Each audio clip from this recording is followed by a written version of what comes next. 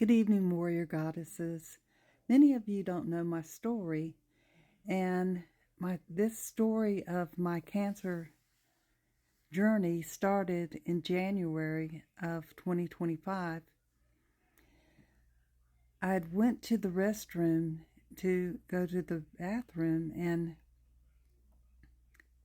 I fell and hit the wall and landed really hard on the concrete of the tile, and so I'm back there in the bathroom, and the only way I could get my husband's attention in my house, it being so large, I began to whistle real loud.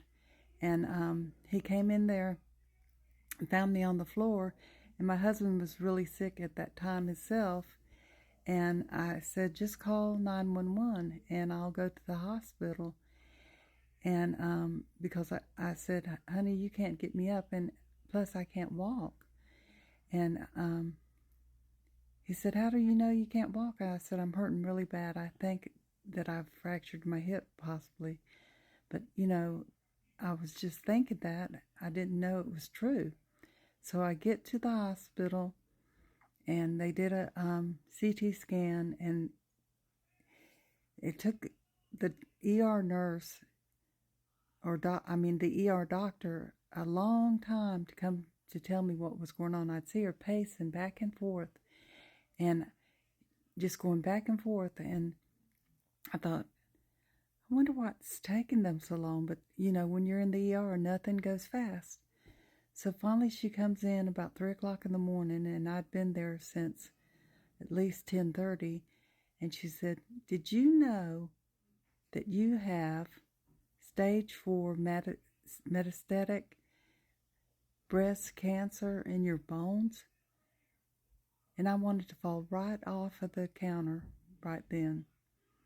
I was in shock. It was like somebody just gutted me. I knew 9 years prior I had cancer, but I thought, no, it didn't come back. But it came back with a vengeance. So, ladies, make sure, because every 1 in 8 get breast cancer. So make sure you get your mammos. So after that, I sat there and talked to the doctor more about the disease and how they treat it. And she said, most likely you'll have several rounds of radiation first, and then you'll start chemo. And then they transferred me to the hospital, and I stayed 7 days there. But in all that time, they found another spot on my lung. First, they told me I didn't have any cancer in any of my vital organs. But then they found that I did have a spot on my lung. And that has turned out to be small cell lung cancer. And that's nothing to play with. So, to make a long story short, and try not to cry, because I cry a lot, my husband passed away April 25th of this year from heart disease. And all my children don't live in my town of Louisiana. So I had to make a decision, and I had to leave my town. So look, y'all, I've lost my husband, I've lost my house, I've lost all my animals. I don't know how I keep going. But yes, I do know how.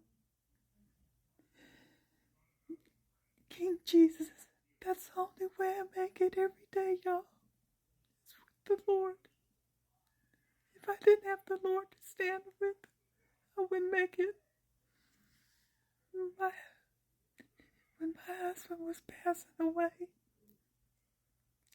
told me, he came to me and he said, I'm scared. He didn't get out of his chair. He just looked up at me, very weary, and said, I'm scared. And I said, don't be scared. Don't be scared, my love. Don't be scared. Because I didn't want him to suffer anymore.